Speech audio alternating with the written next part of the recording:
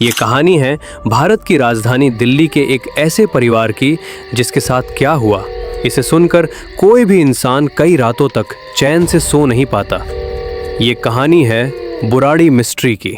एक ऐसा केस जिसमें ना खून के छींटे दिखे, ना कोई जबरदस्ती, लेकिन फिर भी पूरी दुनिया डर गई।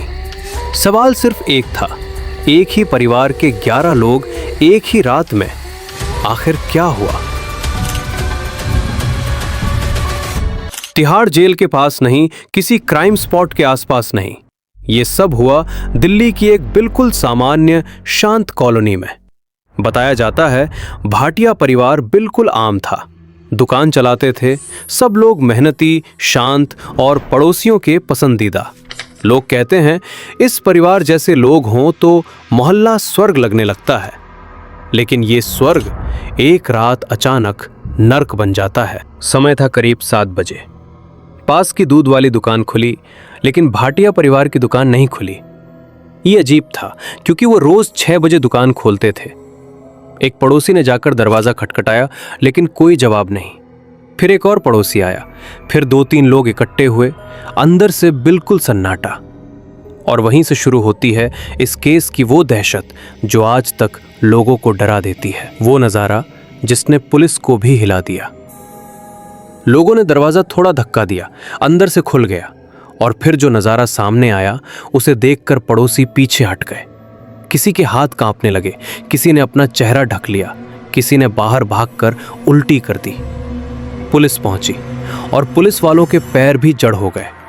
दरअसल पूरे घर के बीचों बीच एक पंक्ति में परिवार के 10 लोग एक जैसी स्थिति में मिले, एकदम बिन हिले डुले, और घर की एक बुजुर्ग महिला दूसरे कमरे में। ये कैसा सीन था? क्या ये कोई रिचुअल था? क्या किसी ने परिवार को कंट्रोल किया, या परिवार ने खुद को? पुलिस भी अनिश्चित थी, कोई क्लू नहीं, कोई जबरदस्ती का निशान नहीं। और फिर मामला पूरी तरह से बदल गया। पुलिस को कुछ डायरी मिली, 1990 से लेकर 2018 तक की लिखी हुई डायरी। डायरी खोलते ही पता चला परिवार में पिछले कई वर्षों से आध्यात्मिक प्रैक्टिस चल रही थी। धीरे धीरे एक सदस्य पूरे परिवार को गाइड कर रहा था। डायरी में लिखा था, डरो मत, सब ठीक होगा, हम एक बेहतर दुनिया में प्रवेश करेंगे। अब केस और अजीब हो गया। ये मर्डर था या साइकोलॉजिकल कंट्रोल? चैप्टर 5, परिवार के अंदर की अजीब बातें। पड़ोसियों ने कहा सब लोग खुश थे, हंसते थे, मिलते थे, कभी किसी को शक नहीं हुआ। लेकिन सीसीटीवी फुटेज ने कुछ और बताया।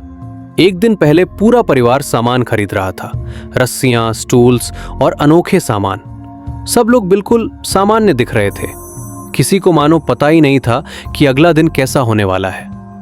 यहां से केस एकदम ट्विस्ट लेता है।